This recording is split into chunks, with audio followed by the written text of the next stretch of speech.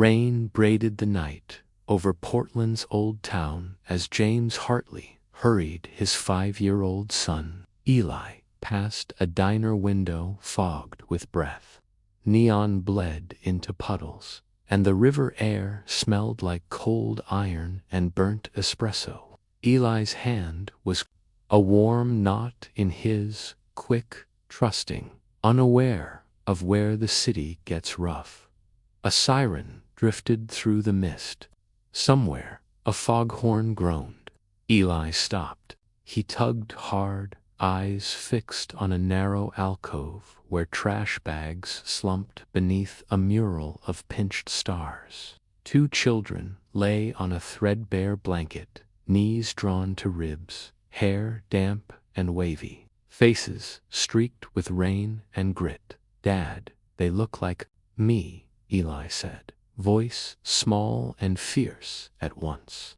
James felt it hit behind his ribs. The same green irises, the same soft jawline, the same nervous way Eli's fingers brushed his ear when he was scared mirrored by the older boy who copied the motion without thinking.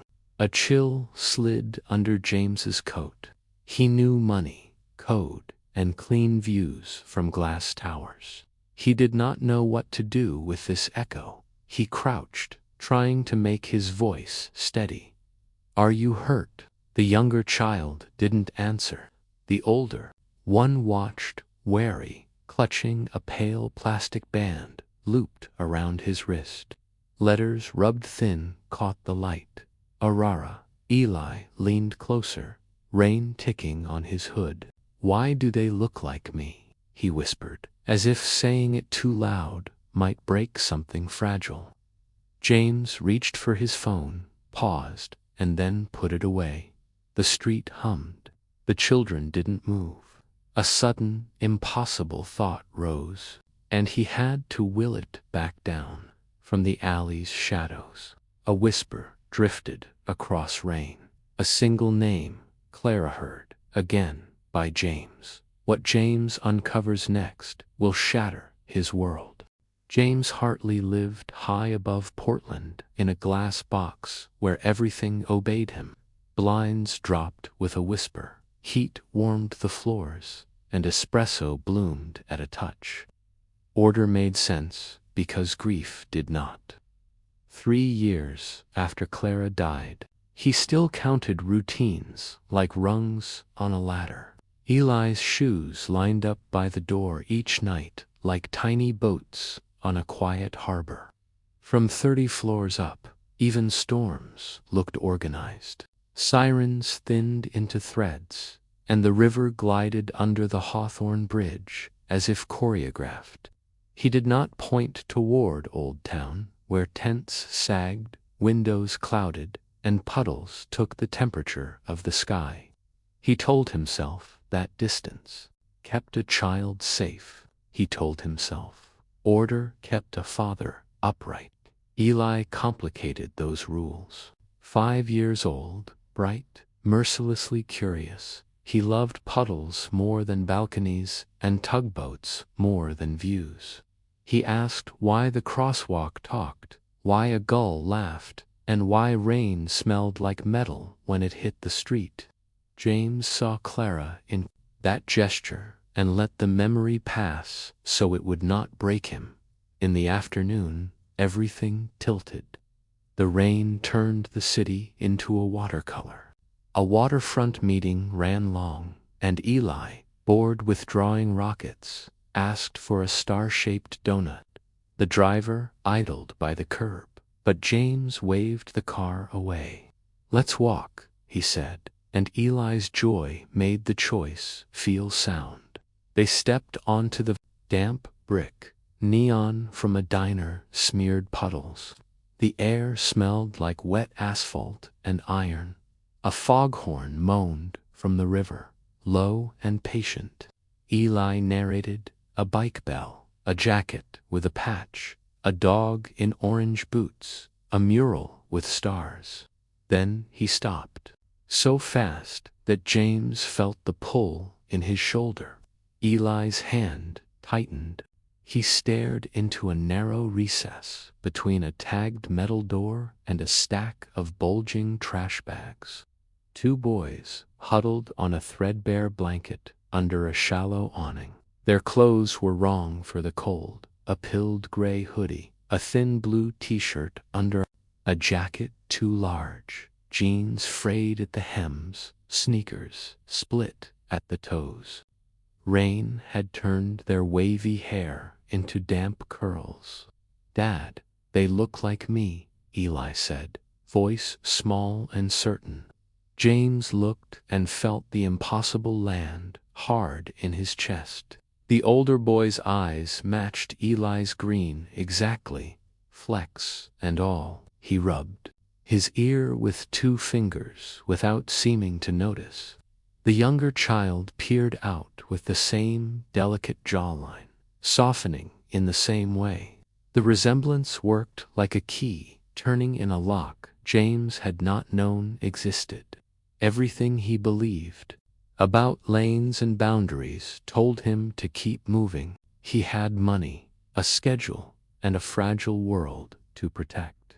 Another pull, older than caution, held him in place. He crouched despite the puddles. "Hey," he said gently, "are you hurt?" The older boy tried to stay calm. "We're fine," he said, though his lips were pale. "We're just resting." His arms stayed across the smaller child like a promise. Eli pressed against James's knee.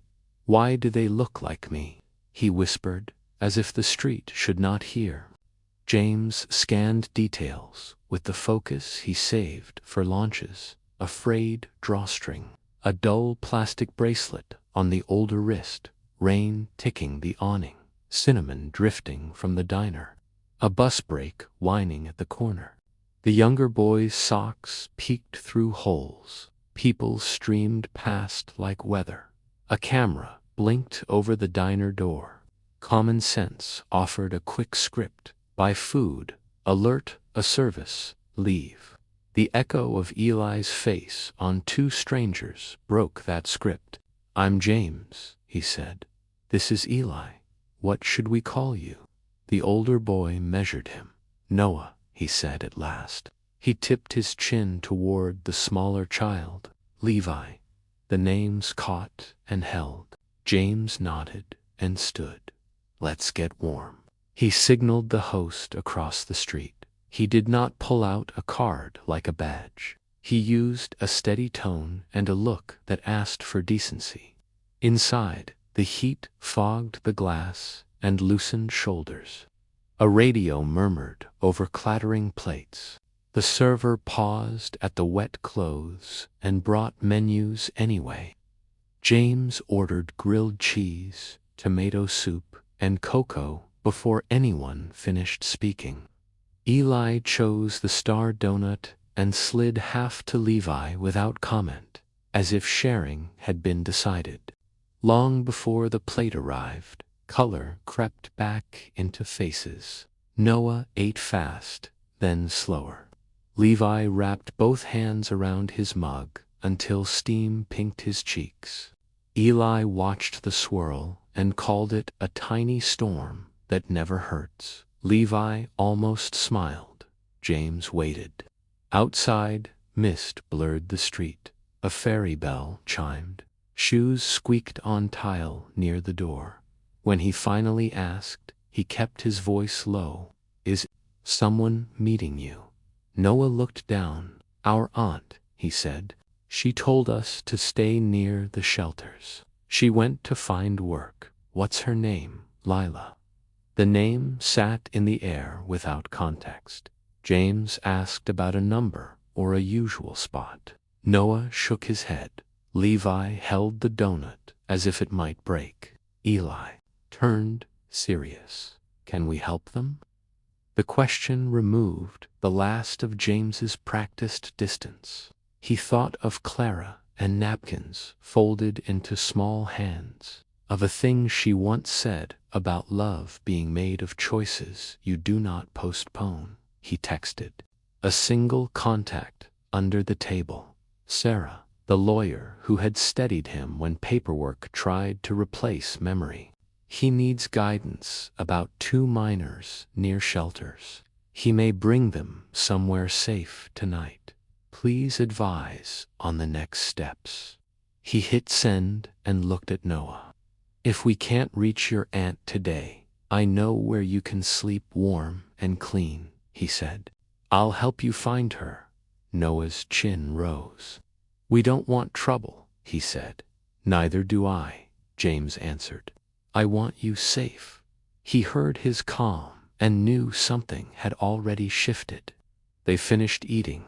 The server tucked to sandwiches into a paper bag and set it down with a look that said, keep going.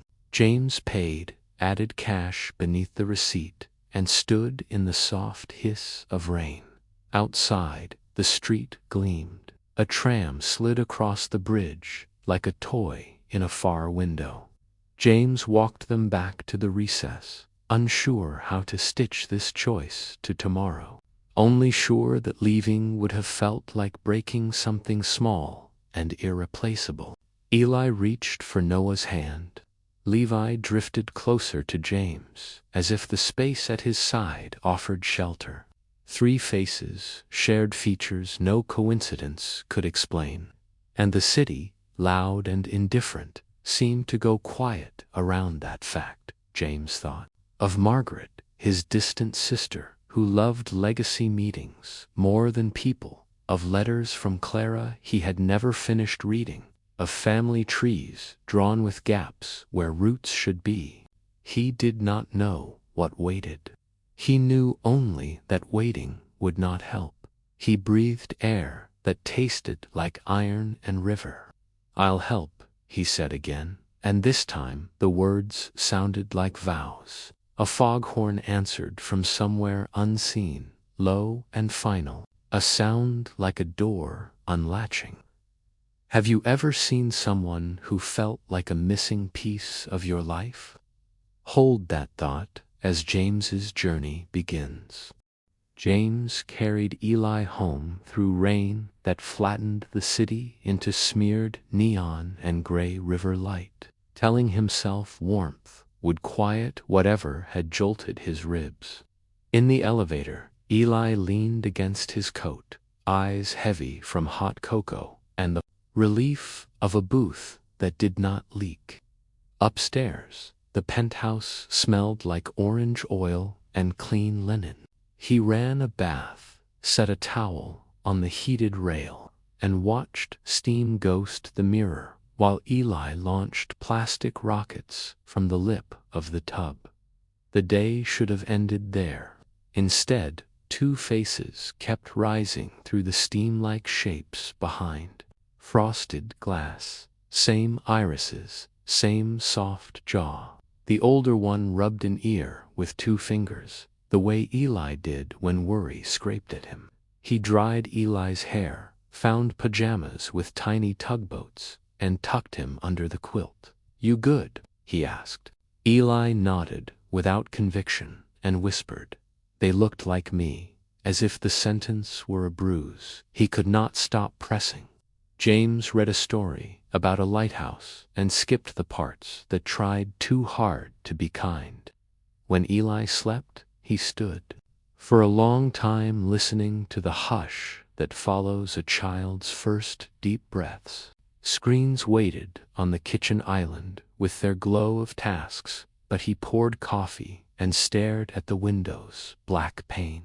Headlights threaded the Hawthorne Bridge and broke on wet lanes. A low horn rolled up the river. He told himself this had been a decent act done in passing. He could call a service tomorrow.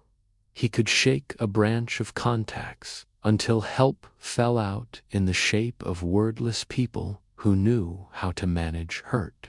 He opened a cabinet he had not opened in years. The box inside bore Clara's tilted handwriting, home movies, and dust in the corners like the city's own tired breath. He slid a drive into a port and sat with his elbows pressed to the glass table as if bracing against a swell. on the screen. Clara laughed in a kitchen they no longer lived in. Hair up, flour on her cheek, Eli pink and new against her chest. When he fussed, she tapped his ear in a featherlight rhythm, and the crying turned into a breath that smoothed itself later. Clip showed a toddler by the waterfront, spring light skipping across the river while gulls mapped circles over a ferry. Eli paused mid-giggle and scratched his ear twice. The gesture rang inside James like a struck glass. He closed the laptop, changed into a dark jacket, told the night attendant he would be an hour, and stepped back into the rain. He did not call the car. He wanted the damp to work on him like truth. Old Town breathed out a sour mix of wet cardboard and metal. Powell's windows glowed like a ship's hull. A man swept water off a stoop with slow, stubborn strokes. The alcove where he had left the boys stood empty. The blanket remained darker where rain had found it, and the trash bags slumped like punctured lungs. The diner host caught his eye and tipped his chin toward the river. James crossed Front Avenue, breath fogging, shoes darkening, the Willamette wearing a skin of ripples that broke the city's light into shards. Under the bridge, a small figure lifted a hand. Noah. Levi curled beside him, head on a rolled hoodie, shoes off to dry on the bench. "You came back," Noah said, and James could not tell if it was an accusation or relief. He held up a paper sack from the last open cart, foil-wrapped burritos, and 2 bananas. They ate without ceremony, shoulders tucked inside the awning's drip line. Up close, they looked more fragile than they had under the diner lights. Levi's lips were chapped to white. Noah's shoe split open when he flexed his toes. A dull plastic bracelet rode Noah's wrist, letters rubbed thin by time. Eli's face haunted the small motions between bites. James kept his voice even. "Is your aunt here?" Noah shook his head, a precise motion that avoided showing fear because fear invited danger. "When did you last see her?" 3 days ago, Noah said. "She went to talk to someone about shifts at the docks. She said if she was late, we should stay near the shelters and not talk to the police." Levi's fingers crept to his ear, rubbed twice, then tucked under the collar as if hiding the habit could keep it from meaning anything. James's chest tightened. "Do you have a number?" "No." "Do you know her last name?" Noah hesitated. "We call her Leela, maybe Reeves or Reed. She moves a lot." James looked at the water, at a tug pushing a dull barge, at light reflected like a path that went nowhere. Air tasted of iron, damp wood, and coffee from somewhere still open. Foghorn groaned. Far downriver, slow as tired breath. "I can call a lawyer who knows this system," he said. "She can try to find Lila without creating trouble." Noah watched him, almost expressionless, but the line of his shoulders loosened a fraction. James stepped away and called Sarah. She answered. On the second ring, voice steady, a keyboard whispering in the background. He gave her the outline. 2 boys, an aunt named Leela, missing for days. No number, a bracelet with worn letters, a nervous ear scratch that matched Eli's in a way. He could not explain without sounding like a man who had started seeing ghosts. She did not laugh. "You did the right thing," she said. "Text a photo of the bracelet. No faces. I'll search for Lila Reeves or read in county logs, shelters, clinic notes, bookings, and any other relevant records. I'll also check hospital records, tied to Clara, in case there's an overlooked note that matters here." He hesitated, then framed the band. the scratched plastic, the faint shapes that might be Leela or possibly Clara, and sent the image. Within a minute, Sarah called back, her voice carrying a new tightness. I found something odd in Clara's chart. 2 days before Eli's birth, there was an emergency consult that never hit insurance. It's tagged to a restricted research account at OHSU. The attending physician is not one of the names you remember. There's also a second admission number created the same night that redirects to a neonatal wing, but the patient's field is redacted. I need your authorization to petition for access. Do it, James said. Whatever you need. I'll move now, Sarah said. For the boys, a welfare check request can be filed without naming you. If Lila reported anything, it may surface. Stay visible, but if anyone approaches with questions you can't verify, back away and call me first. He ended the call and stood with Noah and Levi at the railing. Water slapped pilings far off. The St. John's Bridge rose like a harp strung with mist. Forest Park, hidden behind clouds, seemed to send down the breath of fur and soaked earth. A volunteer in a yellow shell walked the path, asked if anyone needed socks, left 2 pairs and a hotline card, and kept moving. Noah thanked him with a nod too careful for his age.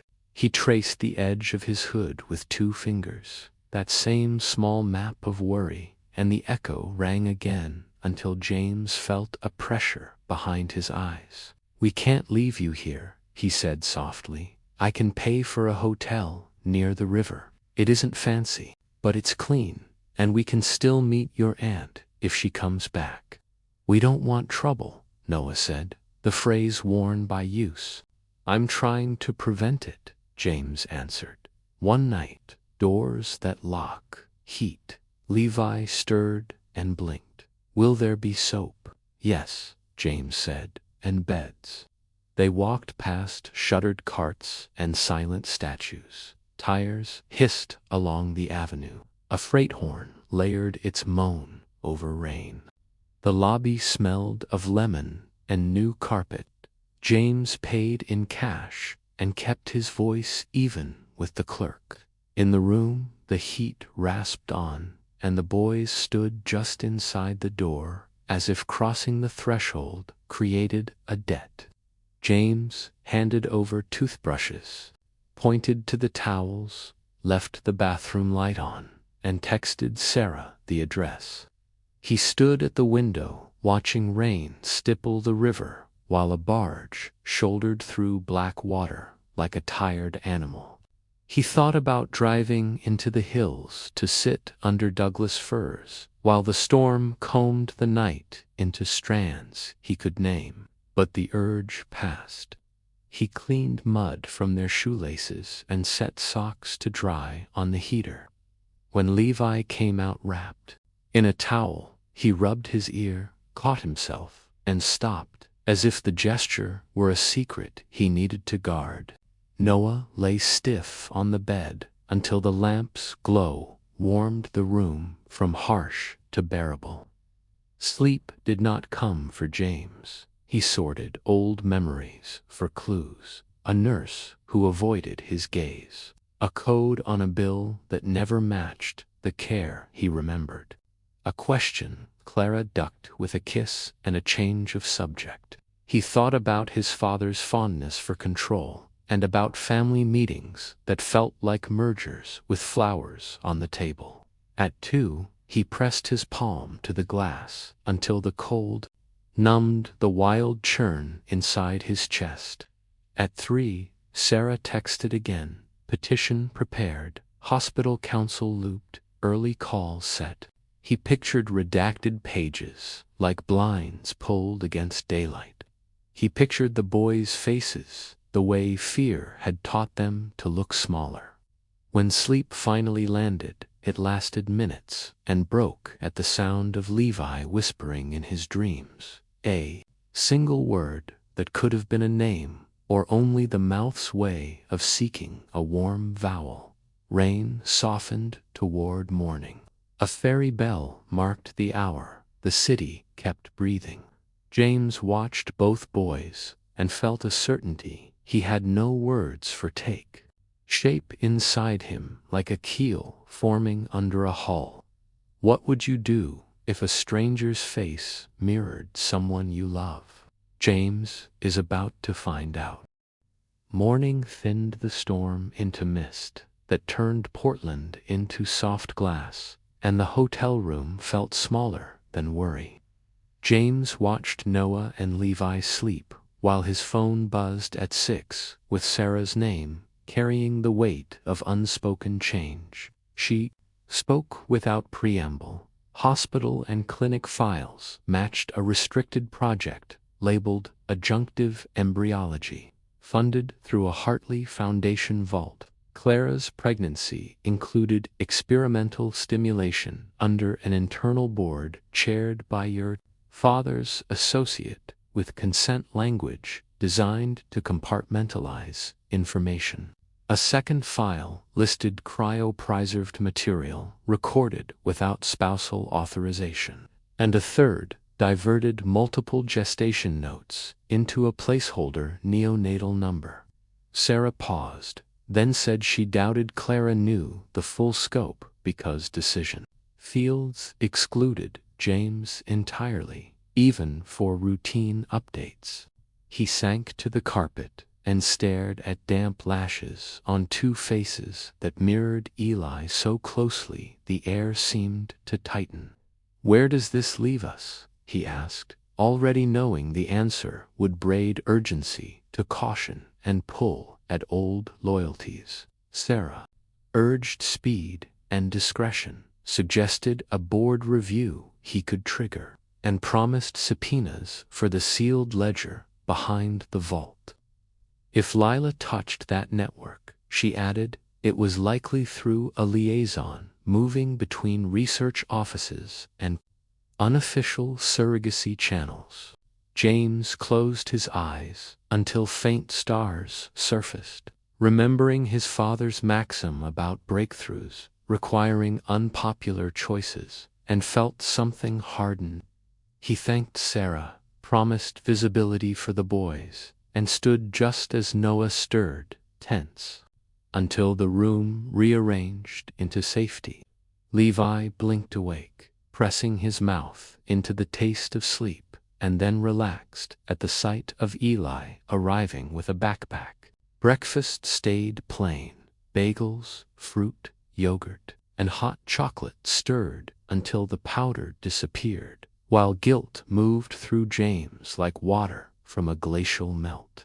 Eli cracked a joke about a thieving gull, and Noah and Levi laughed at the same instant, bright, quick, startlingly familiar. 3 hands drifted toward 3 right ears, an unconscious gesture that made James grip the chair and breathe against a rising quake.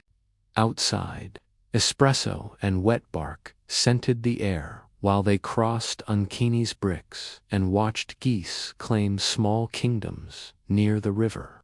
Saturday market shutters rattled open, turning metal into music, and Tom McCall Waterfront Park filled with runners, strollers, and children courtship dancing with puddles.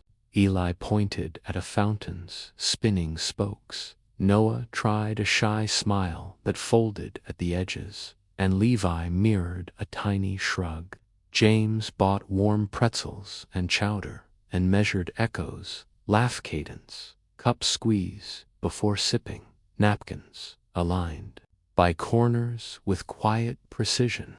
None proved anything, yet together they pressed like fingerprints on fogged glass, revealing lines he could trace without naming what they meant. Sarah texted a memo lifted by a sympathetic clerk describing assisted implantation with donor OVA from a proprietary line paired with Hartley genetics. The foundation appeared as a silent partner, and the policy cited compartmentalized consent to prevent distress in vulnerable patients during complex protocols. He read the phrase twice and felt heat behind his sternum, called Sarah from the park edge while bikes through silver arcs of spray. The clinical director had retired weeks after Eli's birth, she said, and a lab lead had joined a startup with Margaret on its board. James watched a streetcar hum past, wondered about money trails he never traced because they wore his surname, and promised a board petition. He asked Sarah to widen the hunt for Lila through intakes, pantry rosters, and mobile clinic logs, where real names often slipped. Fog lifted to unconvincing gray, and they drove to Laurelhurst, where cedar-scented stillness steadied nerves while leaves dripped like quiet metronomes. A busker set a small speaker and played soul music that made even crows pause. Children kicked pine cones along curving paths. Eli taught Levi scoring rules, and Noah laughed without looking at anyone. The exact timbre Eli released when surprise outpaced caution. James knelt to retie the laces on the new shoes and found a folded scrap hidden inside the ruined pair Levi had removed.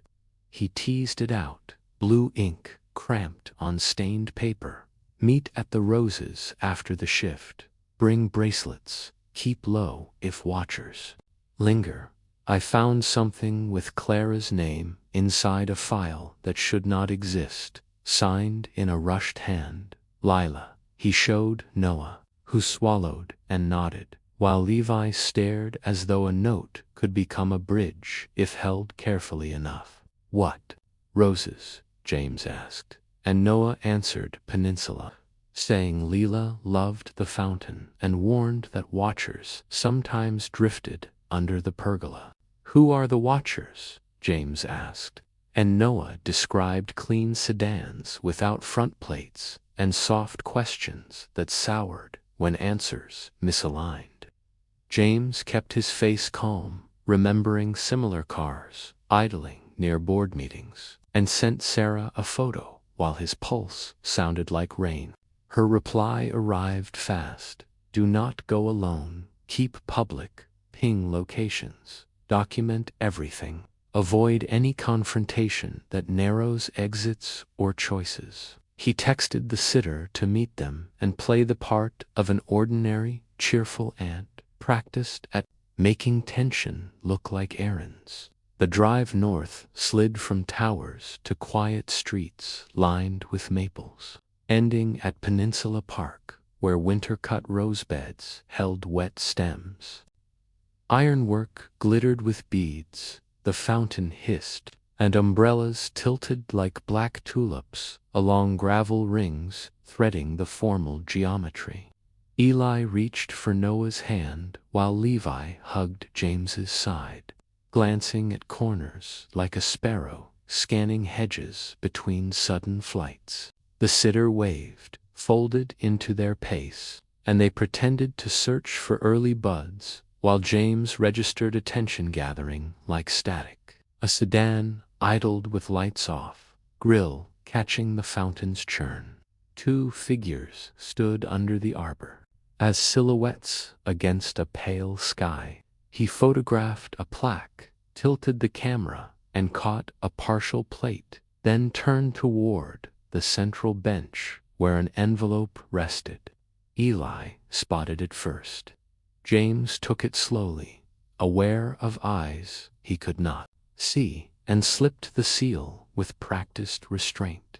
Inside lay bus tickets, a clinic leaflet, and a torn photocopy of a consent page bearing Clara's signature beside participation acknowledgement. On the margin, Leela had written 3 sentences. Reach the Skidmore shelter. Beware callers posing as case managers. Press the board in public. The final line read, tell James to check the neonatal ledger for a number labeled twin event, and his name shook him. He looked up as the sedan rolled forward and paused. No door opened, and the driver remained a rectangle of unreadable shadow. A bicycle bell chimed behind them, startling Levi into a hop that unlocked a laugh, beginning on Eli's note and ending identically. James tucked the envelope inside his jacket, suggested cocoa near the library, and walked without hurrying, using movement to lower the target scent. Steam fogged windows while the barista shook cinnamon over lids, painting snowfall. Paper cups warmed hands and pulled color into cheeks. Sarah called from a courthouse hallway, voice steady as a level. The judge signed the petition. Access should follow within a few hours. She had also found a nurse named Anna who remembered a night with a cleared room, a second incubator, and a clipboard that vanished. A daughter in the NICU later showed a chart gap that never made sense, which lodged the memory sharp as a tack in cork. James listened with his free hand clenched around the envelope, watched legs swing in accidental unison, and felt privilege grate against bone. He could buy shoes for seasons, tutors, lessons, and trips, yet none of those choices were made while Clara labored under surgical light. He told Sarah about the sedan. She repeated the instructions to keep it public, document it, and avoid escalation, and he wrote the plate fragment on a napkin. Outside, rain returned in a thin veil that crowned streetlights with halos. A guitarist tested a chord that wouldn't settle into tune. The sedan had vanished when they stepped back onto the brick, though the feeling of being measured clung like a translucent film. By late afternoon, they reached the hotel again, and James paid for an adjacent room so the sitter could stay close by. He ordered pho, dumplings, and fruit. Star anise and cilantro drifted through the steam while three boys leaned forward at the same angle.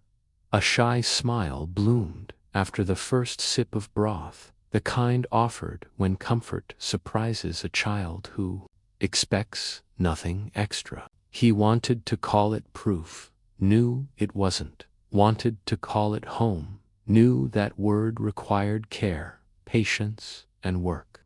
When night gathered, he stood at the window, phone warm in his palm, waiting for whatever message would open or sever paths. He pictured rose beds pruned for spring, thorns honest, buds held back until season permits color to break free without apology. He pressed the envelope against his heart, feeling the paper's stiff corners like coordinates, and understood the search would redefine family for good. Ever wondered what secrets your family might hold? James's discovery is just beginning. Rain hammered Portland like a drumline the morning the results arrived. Thick drops marching down the penthouse glass while the Willamette heaved under slate wind, and James stood with the email open, lungs locked until pain rose under his ribs. DNA analysis. Probability of a full sibling relationship between Eli Hartley and minors. Noah and Levy, 9.997%. Beneath that line, chain of custody links and accreditation seals stacked like stakes, set to hold a tent against a gale. He forwarded the packet to Sarah, printed a hard copy, and watched ink dry in damp air. Eli padded out in tugboat pajamas and asked if the storm was angry. James said it was only loud, kissed his hair, and slid the pages into a folder as if heat might warp them. Sarah called within minutes, voice steady as riverstone. She had opened the hospital vault and found a sealed protocol labeled adjunctive. Embryology, funded through Hartley Foundation subledgers under a board chaired by Harold Whitaker, his father's sharpest strategist. Consent had been partitioned. Briefings were designed to isolate Clara from items the committee labeled non-essential.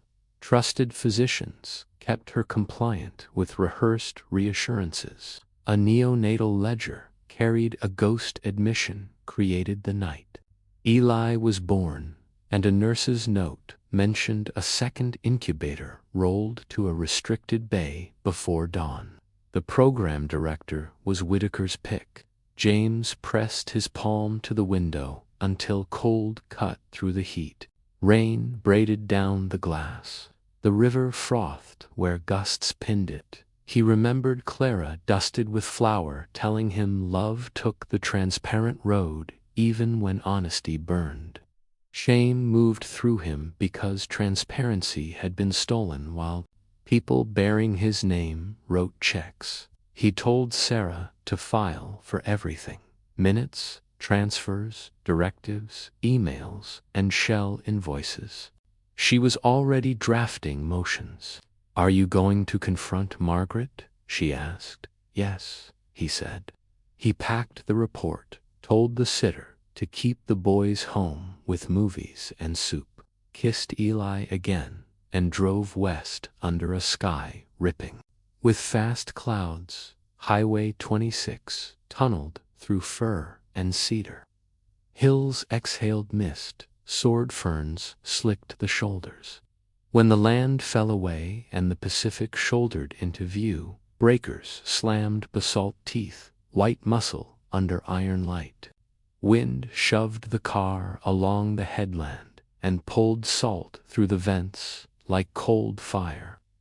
Margaret's house crouched above a cove like a wary bird. She opened the door in a driftwood sweater and an expression that begged for delay. "You look wrecked," she said. "I brought proof," he answered, dropping the folder on the old pine table scarred by childhood dinners. Another set hit the wood. Sarah's summary of the protocol, citations stacked like charges. He did not sit. "How much did you know?" Her arms folded. Eyes tracked rain-drawing wires across glass. "Enough to suspect," she said. "Not enough to stop him." Father believed succession demanded design. Whitaker sold him adjunctive measures. "I was told the language protected families from panic. I did not pick physicians. I did not touch charts." "You sat on the board," James said. "You moved money and hid outcomes under words that deodorize harm." Color climbed her neck. "I approved grants, not procedures," she snapped. He called it optimization. He said disclosures would ignite chaos and deliver nothing useful. He said he would shield Clara. I asked whether lines were crossed, and he told me to stay in my lane if I liked roofs over clinics and salaries for researchers. Thunder shook the beams. James heard his father's cadence, smooth as a pitch, with iron under it. "He engineered my sons," he said, the plural striking the room like a mallet. "He split a pregnancy, hid a birth, and let Clara believe she had held every part of her child." Margaret's voice softened. "Do not erase her strength," she said. "She fought for Eli with a force that startled nurses. If shown the full board, she would have torn the place down and walked out with him. I never saw a second ledger. I feared a post-delivery use of stored material or a surrogacy seeded from cryopreserved stock. I should have pressed harder."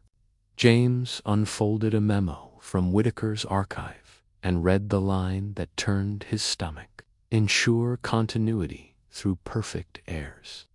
Rain blew sideways. Foam leaped from cliff to air like torn lace, and gulls tilted above the cove like crooked knives. "He forgot that children are not deliverables," James said, lightning stitched silver across water. The boys sounded inside him like bells. Eli's green eyes flashed in memory, and a protective surge steadied his hands. I am going to the press, if needed, he said. I will expose every ledger and put my name first, so Clara is not made a spectacle. Help or step aside. Margaret leaned on the table as if the floor shifted. How can I help? Board minutes, donor lists, Whitaker's emails, shells that masked invoices, any paper that maps the net, James said. She nodded, decision visible in her shoulders. I will send what I have, she said. Then, after a breath, I will resign. They stood at the window while the Pacific pounded basalt, each crash a vow shouted by something older than law. Sitka spruce leaned into the gale, roots knotted in black earth. Beyond the headland, a lighthouse carved white fans through spray. James stepped onto the deck and let rain needle his face until the storm scraped him clean. He imagined Clara's palm against his cheek, heard her say tell the truth and keep going, and bowed his head into the wind that smelled of metal and kelp. When he came back inside, Margaret had opened a safe and stacked folders beside the DNA. Printout, names, transfers, and directives formed an architecture of control that glittered with cold logic. She touched the top page without claiming it. I cannot undo what he built, she said. I can help you light it up. James drove east through corridors of Douglas fir, trunks like pillars in a rain-written nave. The storm followed, beating, the windshield in sheets, then slackened as hills gave way to neighborhoods. Towers rose like wet chisels above the river. He parked, carried the folder to the elevator like a delicate instrument, and rode up with his heart banging a drum. Under bone, Eli met him at the door, warm and elastic, asking whether the ocean roared louder than dragons. Louder, James said, kneeling so close the world narrowed to salt, citrus shampoo. Noah and Levi hovered behind the sofa until he opened his arms. Then they came forward, first cautious, then suddenly sure. They wore new sweatshirts with sleeves a little long, and their shy smiles landed in the same place Eli's did when he wanted to trust yet still tracked exits. James told them what mattered, and nothing that would bruise. Tests showed they were brothers. Grown-ups had made bad choices, and he would not allow them again. Noah nodded, as if a code finally compiled. Levi pressed his ear to James's coat, like a technician checking a motor, then relaxed when he heard a heart. Sarah texted a time for a meeting with hospital counsel and an editor she trusted. Night pulled the city tight, then loosened it into reflections. James stood with 3 silhouettes leaning into him and looked out at a skyline rinsed to honest color. He thought of basalt, taking blow after blow and holding, of evergreens bending without breaking, of a lighthouse throwing the same blade of certainty through weather without end. Grief for Clara burned clean, a flame that warmed rather than charred, and lit a path he could follow without hating himself. I will protect you, he said, first to the boys and then to the woman whose name still filled the room like the scent of rain. Whatever storms come, they break on me. I mean it, tonight and always. James unlocked the penthouse and let Noah and Levi step inside first. Floor-to-ceiling, glass-made Portland. Feel like a moving map, bridges wearing mist like scarves. The river sliding dark beneath them. Red taillights stitched along slick lanes. The kitchen waited, bright and ordered, a vessel. At harbor, Both boys froze on the threshold, shoes dripping onto the mat, shoulders tight, as if a single step might set off alarms. Eli burst from his room in a hoodie dotted with rocket patches and slippers shaped like whales, skidding on the rug, grinning as if sunlight had pushed through rain. He didn't hesitate. He waved them over, not as guests and not as puzzles, but as teammates who needed a tour. Snacks live here, he said, popping a drawer. Games live there, he said, pulling out a battered box of cards. When you press this switch, the lights dim like a movie. When the coffee machine exhales, it sounds like a dragon. Levi drifted forward first, one hand tracing the seam of the sofa, as if reading a new language by touch. Noah stepped in with deliberate, small motions, eyes cataloging corners, exits, shadows, the way kids learn to check for danger without being taught. James kept his voice level and factual. Bathrooms, their towels, warm on the rail. Shoes can dry by the vent. Nobody is going to hurry you. He took their jackets, set them by the heater, and laid a towel on the floor so puddles wouldn't travel through the rooms like rumors. He opened the refrigerator and pulled out soup, fruit, bread, butter, and milk, choosing comfort that didn't announce itself as charity. Eli lowered to the carpet and showed how to build a card tower, 2 cards leaning. Noah tried, failed, smiled, with a small twist at the lips that matched Eli's exactly, then tried again. Levi laughed, a bright silver noise, then rubbed his ear without thinking. And the echo of that gesture tightened something behind James's eyes. He steadied himself by doing. He warmed soup until steam curled from the pot, cut butter into precise squares, and slid bowls across the island beneath lamps that threw a honey glow. Eli asked the kind of questions that make people feel seen. Favorite animals, best snack, and happiest memory of a park. Otters, said Levi, because they hold hands when they sleep. Whales, said Noah, because they sing. James told them they could visit the roof garden if the rain broke later. Between spoons of tomato, Levi touched the edge of the counter, like somebody testing whether he was allowed to exist here. Noah aligned his spoon beside the bowl, detail by detail, restoring a sense of control. When they were done, James carried the dishes to the sink and let the water run hot enough to smoke. He didn't want to admit how natural it felt to make space for them. He didn't want to admit how the space had been waiting. Tote bags stuffed with folders like fresh ammunition. She greeted the boys with steady respect. No fake brightness, no pity. Then stepped with James into the hallway, dropped her voice, and laid out the day like a map. Emergency guardianship petition filed. A judge willing to slot a hearing within 2 days. Until then, the boys could remain here if he documented everything: meals, purchases, appointments, and any contact with officials. She had arranged a supervised visit with a caseworker to show good faith, and had already flagged a child advocate known for dismantling jargon with plain truth.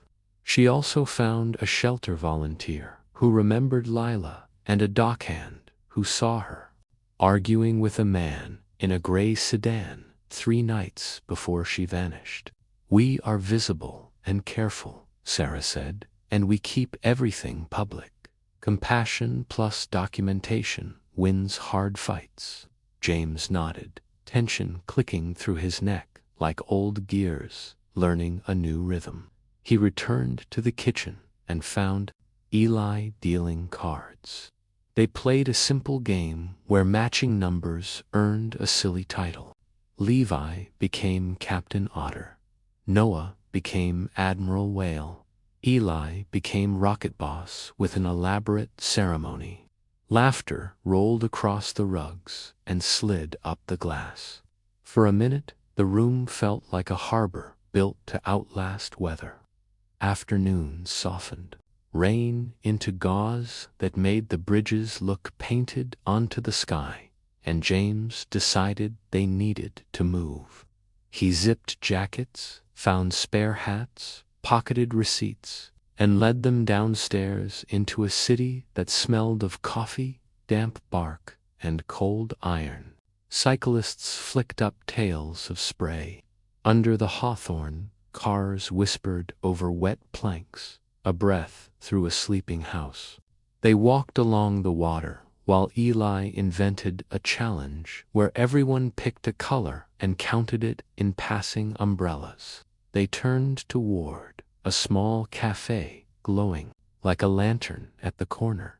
Inside, wood tables carried the soft tattoos of old conversations and gave the boys that look people save for children who have outrun storms.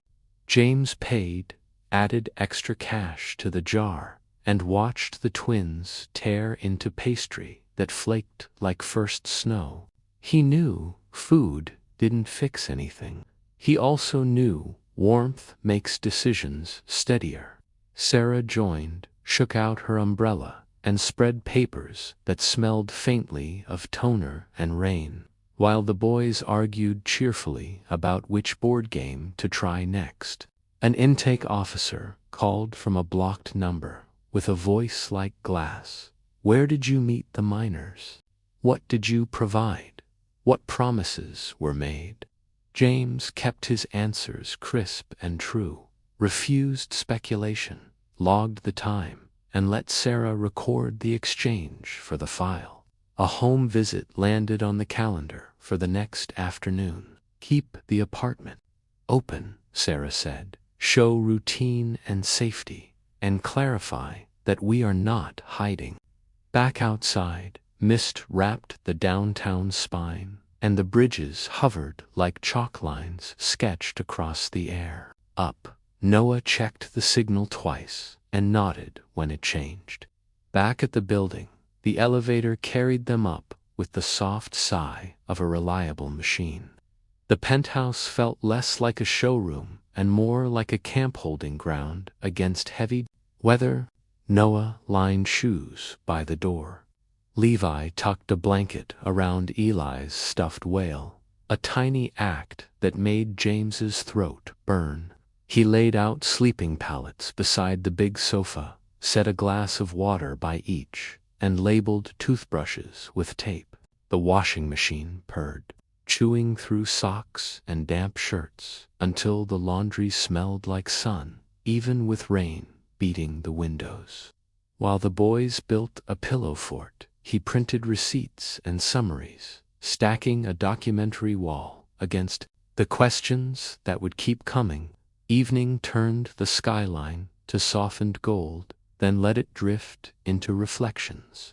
They crawled through blanket tunnels without knocking anything down, and every success earned a ridiculous rank announced by Eli in a voice 3 sizes too big. Levi's giggle collapsed into a hiccup that made them all laugh harder. Noah's shy smile flashed like a light seen from far out on dark water.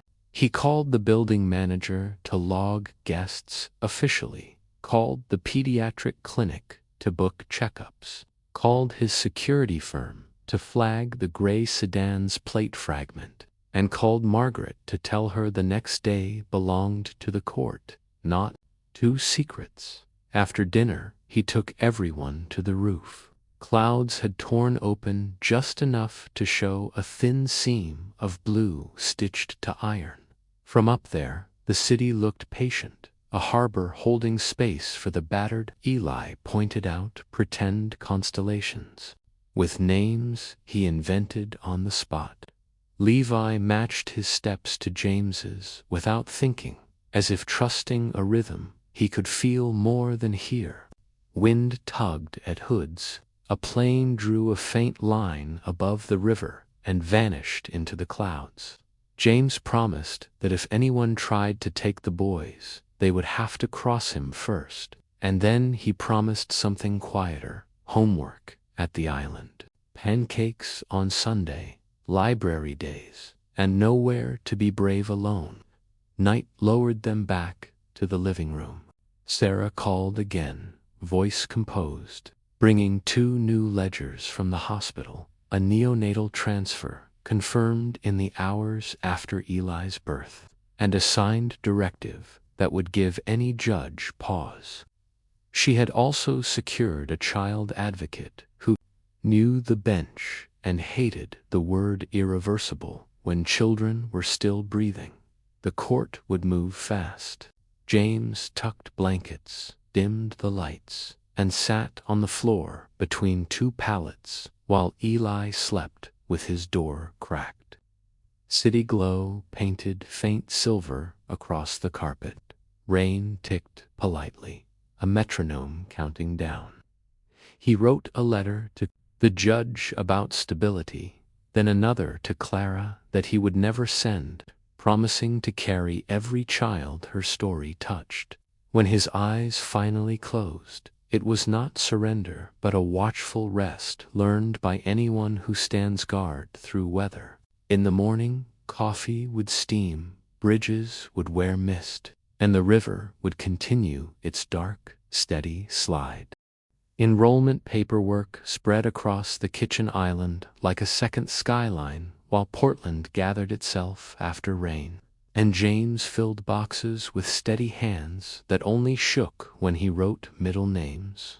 Eli perched on a stool, explaining recess codes to Noah and Levi, who listened hard as if rules could build a bridge strong enough to carry them from last week to something that felt like a life.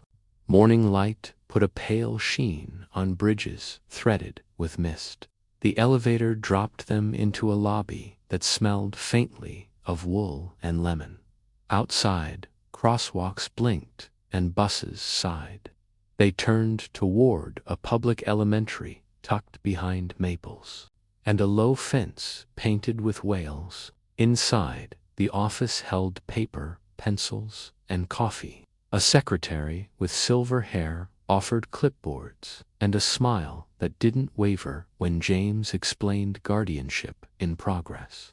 The principal met them with a measured warmth that held big emotions without spilling them, and a counselor handed berry stickers across the desk. Otters, Levi said, because they hold hands. Whales, Noah said, because they sing. Rockets, Eli added, because they go together or they blow apart. Classrooms hummed like hives, floors shone, backpacks hung like bright shields outside doors. The first hour felt steady. Pencils sharpened, name tags pressed onto shirts, indoor voices practiced. Then the cafeteria roared, and Levi flinched at the clatter. Noah went still and scanned exits. James had planned to slip out, yet stayed as a volunteer, wiping spills with a cloth that smelled of citrus and starch. Eli steered them to a table by a window where the view softened the volume. He trimmed crusts with the exact neatness James had taught and shared milk without ceremony. A pereducator taught a trick for noise. Count 4 things you can see, 3 you can touch, 2 you can hear. Levi tried, then smiled, as if a knot had loosened. Noah exhaled and straightened his shoulders. After lunch, reading circle. Words flowed, then snagged on a hard consonant. Noah's breath shortened. The teacher matched his height and traced letters, one careful curve at a time. Eli leaned close, whispered the word once, then closed his mouth so his brother could claim it alone. When he did, hands clapped like rain on a tin roof, quick and light, and something opened behind Noah's eyes. By pickup, Sleeves, war paint, and pockets carried pebble treasures.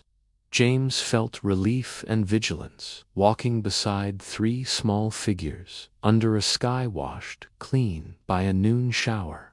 A flyer for the market drew them toward the park blocks, where booths perfumed the air with apples, chanterelles, cilantro, and bread still singing from the oven. A cheesemonger crowned Captain Otter with a cube and winked. A farmer slid pears into a bag for homework fuel. A potter told them bowls keep soup warm longer if you hold them with 2 hands and think kind thoughts. Neighbors noticed. A barista tucked cocoa lids with careful swirls and said, "Welcome." Back home, anonymous boxers leaned against the door. Coats, science kits, graphic novels. James logged gifts for court, then let small hands untie twine, while steam lifted from a stew like a gentle flag. Eli taught a card game called Crow, where pairs beat singles, and a crow can rescue a losing hand when played at the right moment. Noah learned the rhythm quickly, planning to moves like someone who has always watched rooms. Levi lost twice and laughed anyway. Later, a blanket fort went up under the dining table, a soft embassy patrolled by stuffed whales. Glimmers of another. Weather crossed the day. Sarah sent a scan showing Whitaker had routed money through shells that build the clinic for biomaterials logistics, a term that sounded sterile until you pictured a newborn rolling past a curtain under fluorescent light. Margaret forwarded. Minutes where directors praised optimization while burying dissent with compliments. Betrayal throbbed like a bruise that deepened instead of fading. James stood at the window as bridges lifted out of the mist and vowed that any future carrying his name would fund light rather than curtains. Saturday, Forest Park steadied everyone. Rain beaded sword ferns. The trail curled under Douglas firs. Old enough to forgive. Mud clung to boots. Eli invented splash rules. Noah enforced fairness with gentle authority. Levi judged puddle crowns like a tiny scientist. On a fallen log, they ate sandwiches while fog threaded trunks like breath. A runner trotted past and called that the beetle walking the log was going places. 3 heads bent to watch it choose a path. James felt the future arrive as something physical, not abstract. Something you could hold steady while the weather moved around it. Afternoon brought Peninsula Park, where rosebeds slept under mulch and fountains sighed. A neighbor pushing.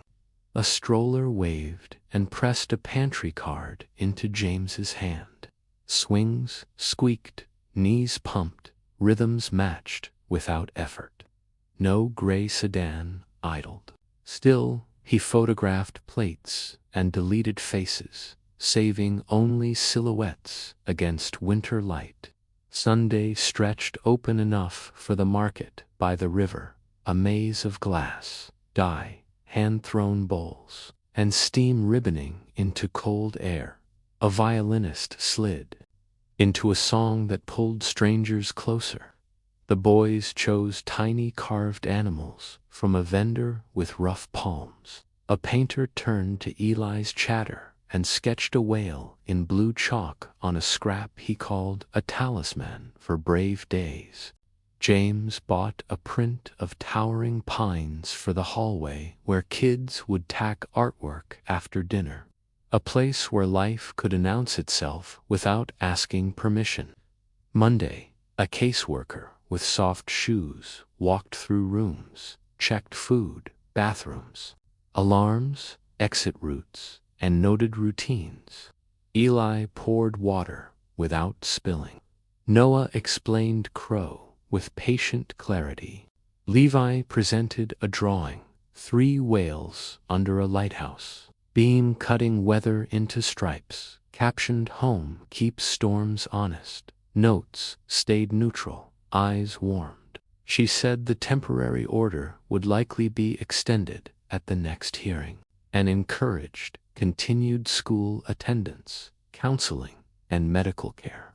Weeks began to drape themselves across routine and feel strong. Mornings came with oatmeal, buses exhaled, bridges tied, scarves of fog, and the city moved like a body learning a deeper breath. After classes, the counselor ran a small group for kids with large histories. Noah found language for worries he had carried like extra weight. Levi practiced a breathing square drawn on an index card. Eli listened and told the counselor he could share his dad anytime someone needed a backup grown-up. Another folder from Sarah documented a research spinout selling technology to a subsidiary chaired by Whitaker's old ally. The trail looked clean until Margaret sent a private memo about neonatal contingencies routed through a donor retreat on the coast. James saved every page, then shut the laptop before outrage swallowed the time he needed for bedtime. He chose what sound would fill rooms. Forest rain remembered, market violins, playground shouts. Neighbors kept arriving. The handyman taught Noah how to oil a hinge. A flute teacher on 9 offered a loaner if Levi wanted to try a simple tune. The librarian printed forms and slid cards across the desk with a conspiratorial whisper. These open vaults. The barista asked whether Rocket Boss still needed cocoa crowns. A soccer coach promised running and laughter under lights at the field by the bridge. No pressure, only play. James learned names in elevators and stairwells, and he learned how quickly a building can decide to become a neighborhood. The hearing day arrived under a sky like burnished steel. Letters stacked high on counsel's table. Teachers, neighbors, a nurse from the clinic, a dockhand who had witnessed Lila arguing with a man in a gray sedan. James spoke briefly, hands steady, voice even. Home is a place built by choices repeated until they become a promise. The judge extended guardianship and set a review after the search for Lila concluded, urging agencies to coordinate rather than compete. Outside the courthouse, the boys held paper whales someone had folded while they waited, and James felt the fold of his own life shift toward a shape he wanted. That evening, they crossed the Tillicum as dusk folded lilac and ash over water. Trams hummed past. The river shouldered along, patient and dark. James named bridges as if appointing stars. This one for courage, that one for laughter, another for the day you said yes to school. Eli tucked his hand into his father's and declared that families can be built with hammers made out of kindness. Noah nodded with quiet gravity.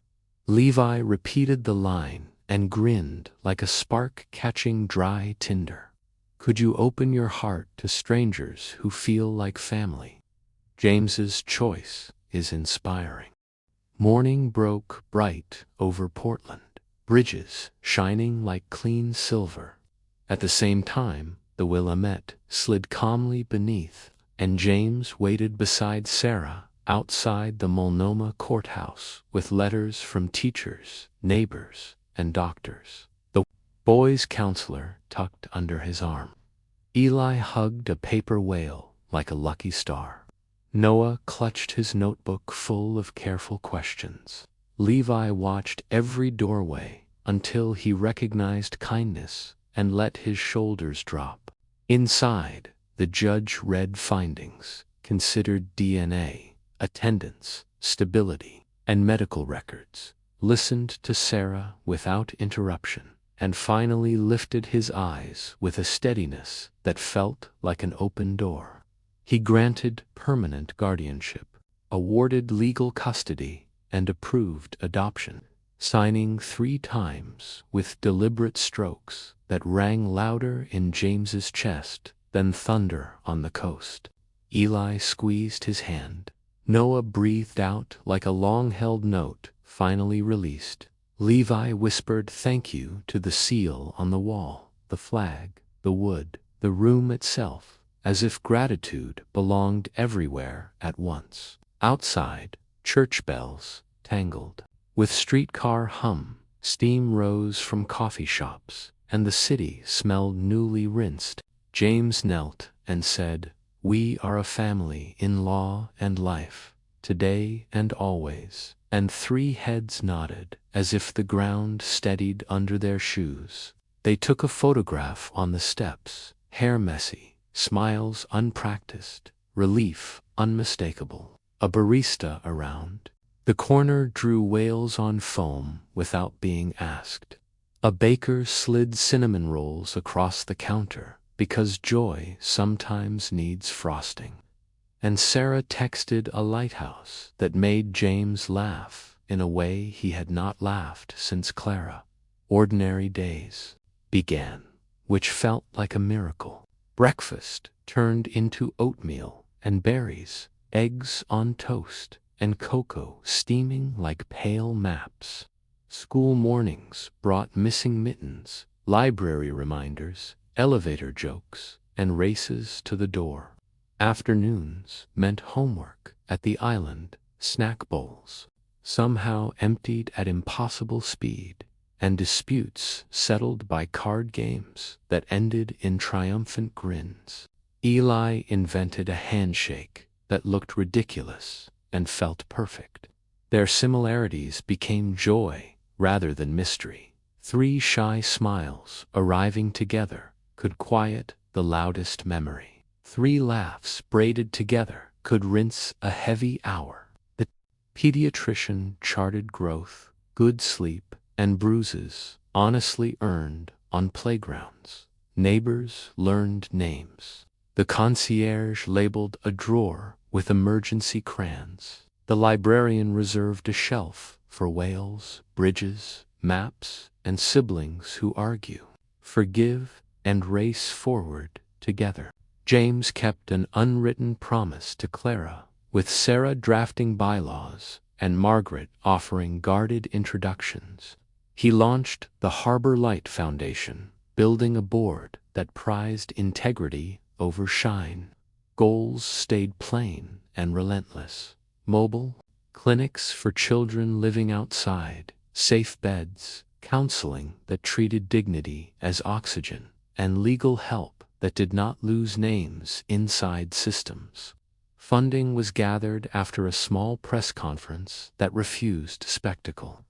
James told the story, without scandal, centering responsibility and care, his voice steady, his message simple. A city protects its youngest wanderers. A pilot van rolled through Old Town with socks, snacks, blankets, a gentle nurse who laughed better than fear, and a social worker whose clipboard never replaced listening. Partnerships grew with shelters, schools, and clinics because the need had been waiting like a door held open by a stone. At night, the penthouse windows showed the van's glow threading dark streets like trustworthy constellations. Portland answered, with tender weather and places that hold people together. Forest Park offered fir cathedrals and fern prayer, trails soft as memory. The boys sprinted, named puddles after stars, and practiced stillness until a wren forgot to worry. The Saturday market smelled of peaches, bread, and rain. Vendors taught coin math and saved bruised fruit for cobbler. On the Tillicum, trams hummed like polite thunder while the river wore hammered steel. James learned the second when Noah's shoulders shifted from alert to ease. He learned Levi would trade sleep for another page if someone read with voices. He learned Eli preferred bridges to towers, because bridges serve. Anger lost its throne, purpose took it. He redirected investments toward clinics, housing, and scholarships for ethical research. Sarah wrote guardrails that a board could not dodge. Margaret delivered files, testified when asked, then resigned from committees that would not reform. The past stayed heavy, yet it no longer steered every step. One evening, they ate noodles under string lights at a food cart pod while a guitarist stitched brightness through the air. Eli attempted a dramatic noodle flip and snorted laughter when it landed on his sleeve. Noah mastered chopsticks through patient stubbornness. Levi bowed after keeping his shirt clean. Joy proved portable, immune to marble lobbies. Paperwork concluded under a spoon-colored sky. New birth certificates arrived with lines that felt truer than ink should, accompanied by a clerk's note wishing them boring days packed with laughter. James framed the documents beside the art they made together. 3 whales under a lighthouse, a bridge at dusk, a pine so tall it challenged the wall. He sent the hospital a plain letter offering foundation funding for reforms designed by independent advocates, and the board accepted every condition. Inside him, walls that had held only grief now held purpose. When spring raised daffodils through damp soil, they visited the rose garden that Clara loved. Clouds drifted like slow ships above terraces. The air smelled of wet earth and green beginnings. Beds burst with named blooms. Climbers braided trellises. The fountain kept time in a language everyone understands. Eli brought a ribbon from toddler days. Noah carried his notebook like an anchor. Levi pocketed a folded paper whale that had traveled through hearings and breakfasts and quiet nights. They walked until James recognized the garden's old rhythm. He told stories about Clara's laugh, her habit of comparing rose scents to rainstorms, and the day they promised to speak hard truths before silence hardened them. Eli asked whether love could hear through the weather. James said yes, and meant it. Noah copied a phrase from a plaque about a promise. Levi set the paper whale on the fountain rim so its reflection could swim. A breeze turned leaves into applause. James closed his eyes and found Clara near, not as a ghost, but as warmth that stayed when the wind shifted. He said her name aloud and did not break. Silence held without strain, the kind that welcomes breath. They left a small bouquet at a bench, then wandered downhill, holding hands in whatever order felt right, trading places whenever someone wanted a closer look at the color. Afternoon slipped toward gold. They finished the day above the city, watching windows brighten while bridges drew necklaces across deepening water. Dinner was takeout on the roof, plates on knees, jackets zipped against playful wind, smelling of basil and river. Far below, a harbor light van crossed Old Town with patient glow, proof that help moves when called and keeps moving after applause. James thought about beginnings and endings, and the doors that look ordinary until you step through. He promised a summer road trip along the coast, forest hikes, market mornings, tide pools, and late bedtimes under generous stars. After the dishes, Eli practiced a cartwheel and almost landed it. Noah captured sky, river, and glass in one clean photograph. Levi fell asleep against his father's shoulder before twilight finished shaping the river. The elevator released warm hallway air that smelled like lemon and paint. Inside, shoes aligned, the fish ate, and clothes for the morning landed on chairs without drama. James tucked everyone in and stood by the window a minute longer, looking at a city that had broken his heart and helped mend it. He understood love had not erased the past. It had transformed the future into work worth doing. Rain would return. Bridges would wear mist again. Evergreens would hold their patient green. Family, he realized, is a practice, not a trophy, a daily set of choices, repeated until they become a steady song. Tomorrow would bring school forms, foundation meetings, and a continued search for Lila, pursued with patience and hope. Tonight brought peace. He whispered goodnight to Clara, kissed 3 foreheads, and turned out the lamp. Portland glowed, the river breathed, and quiet settled with honest light, the kind that stays. Portland's skyline glitters like a necklace laid across the Willamette. Before the lights fade, I want you to remember where this began. A rainy street in Old Town. A 5-year-old with green eyes tugging his father's hand. 2 shivering boys on a threadbare blanket, and a sentence that sliced through habit. Dad, they look like me. That moment pulled James out of glass towers and into a choice that remade his life. He could have walked past. He stopped. He bought soup. He listened. He followed the echo of a gesture, fingers brushing an earrand, stepped into a mystery that reached from damp cobblestones to boardrooms where plans were written in polished language. From there, the path grew steep. Midnight searches by the river, a hotel room warmed by borrowed socks, calls to Sarah, sealed records unlatched by courage, and a discovery that burned like cold fire. DNA did not whisper, it rang. Noah and Levi were Eli's brothers, born through a secret program engineered by a man who believed heirs could be perfected the way software is optimized. Clara, the love James still carries in every careful breath, had been steered through consent forms built to hide the truth. Grief had years to harden, yet justice woke like thunder. James confronted rooms that once felt like home and found rot beneath the varnish. He refused to let shame finish the story.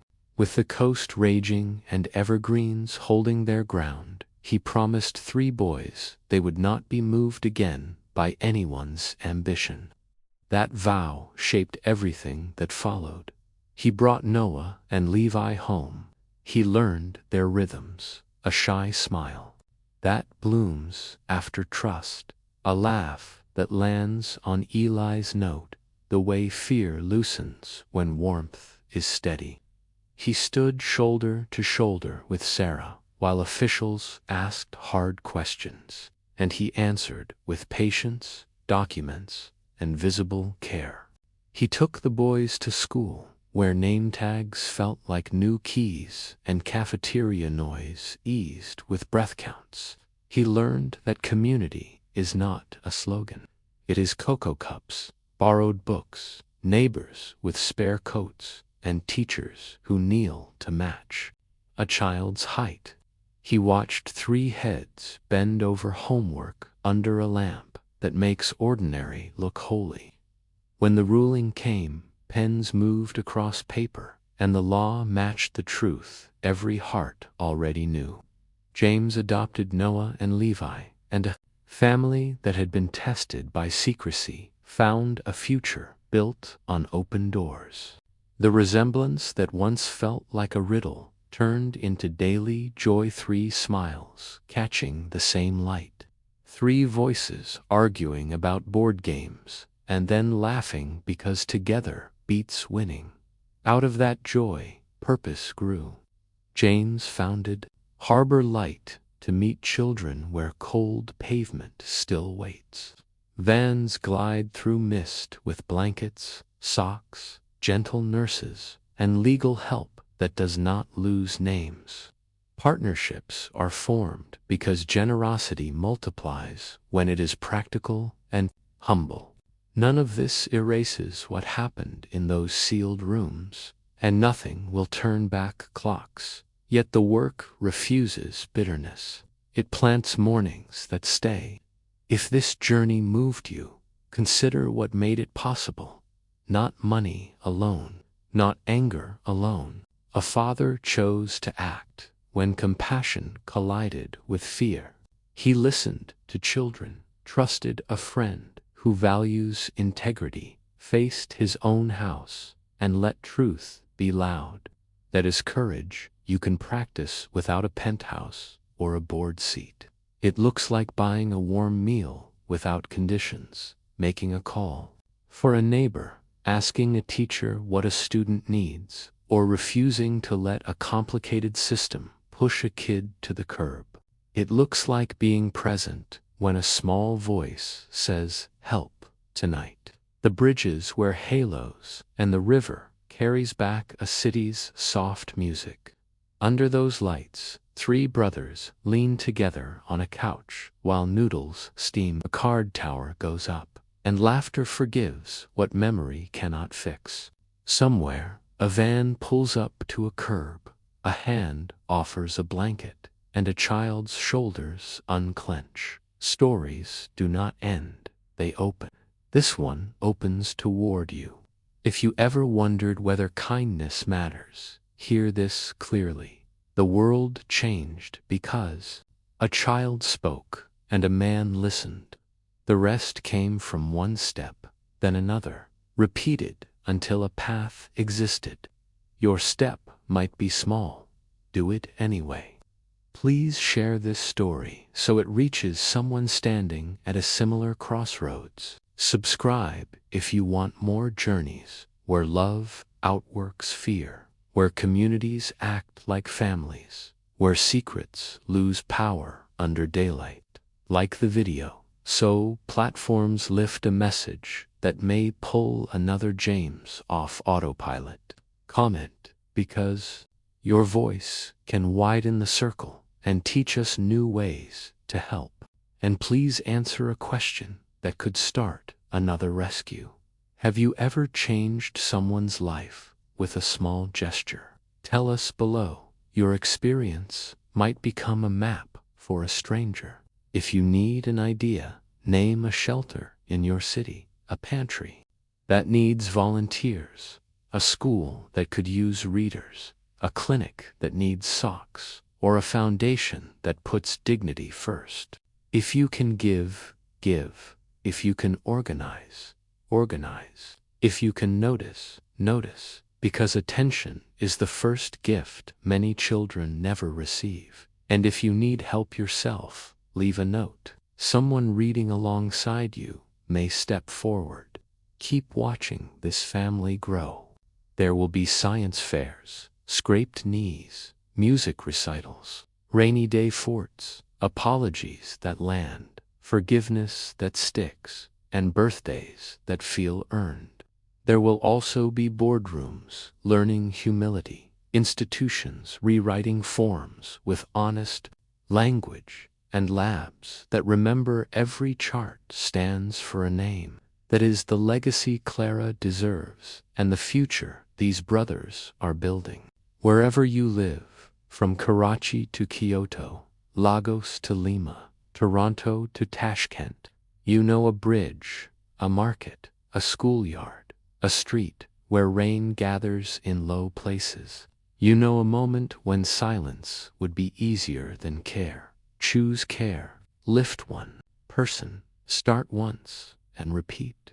If you are still here under Portland's twinkling lights with the river breathing like a tired animal, finally at peace, thank you for walking this road with us. Make the next step yours and invite others to walk with you by sharing this story until algorithms have no choice but to carry it farther. Tap that subscribe button so you don't miss the next chapter, because families grow beyond one address when people show up.